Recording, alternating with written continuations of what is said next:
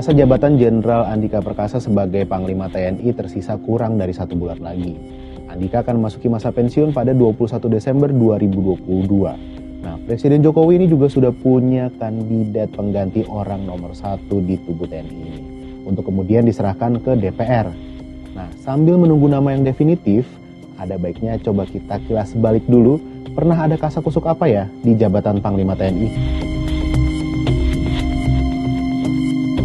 Siapa yang tidak kenal Jenderal Muldoko? Karir Muldoko kian bersinar setelah lulus dengan predikat terbaik dari Akabri pada tahun 1981. Sejumlah jabatan strategis di tubuh TNI pernah dijalankan Muldoko, seperti Pangdam 12 Tanjung Pura, Pangdam 3 Siliwangi, dan puncaknya menjabat sebagai Kepala Staf TNI Angkatan Darat pada 2013 di era kepemimpinan Presiden Susilo Bambang Yudhoyono.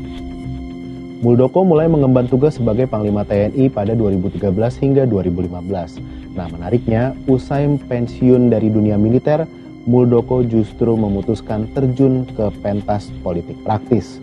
Nah, diangkatnya Muldoko sebagai Kepala Staf Kepresidenan atau KSP ini memunculkan banyak asumsi liar. Tapi secara normatif, pengangkatan Muldoko yang mempunyai latar belakang di dunia militer ini dinilai bisa membantu Jokowi mengendalikan keamanan negara.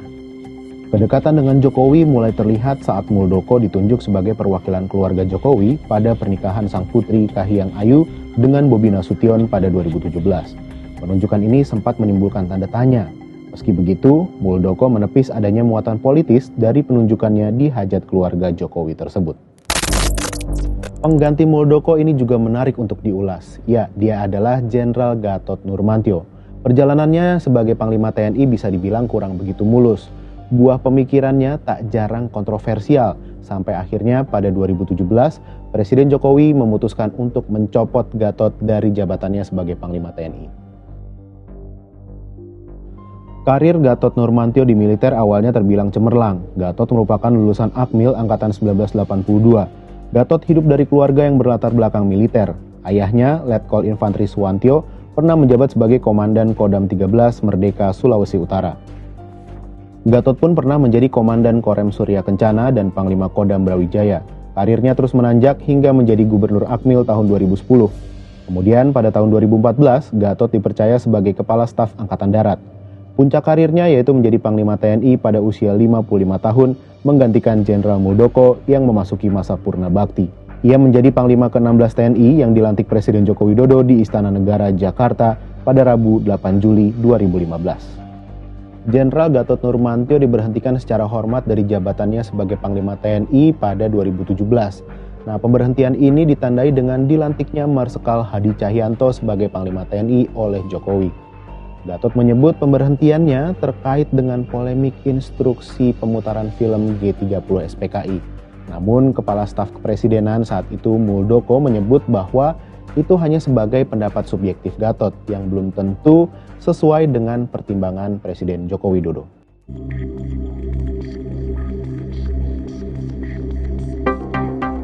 Adapun beberapa kontroversi yang pernah dibuat oleh Gatot Nurmantio adalah salah satunya dengan mendukung aksi bela Islam pada 2016, menjadi bagian dari aksi massa 212, memberi instruksi pemutaran film G30 SPKI hingga mengunggah konten hoax di akun media sosial pribadinya.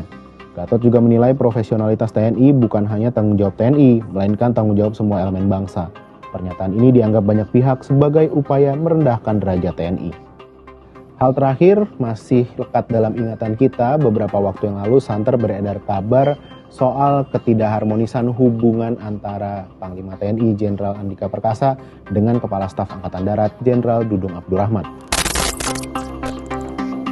Ketidakharmonisan ini juga dinyatakan anggota Komisi 1 DPR fraksi PDIP Effendi Simbolon saat rapat kerja Komisi 1 DPR dengan Kementerian Pertahanan dan TNI di Kompleks Parlemen September lalu. Namun ketidakharmonisan hubungan ini langsung ditepis Andika dan Dudung dengan saling memberikan pernyataan bahwa semua dalam kondisi baik-baik saja. Sekarang kita tunggu sosok Panglima TNI berikutnya. Apakah sosok ini juga bakal memancing kontroversi? Atau justru bisa membuat TNI semakin solid dan mendukung situasi keamanan negara ini, terlebih menjelang pemilu 2024. Kita tunggu bersama.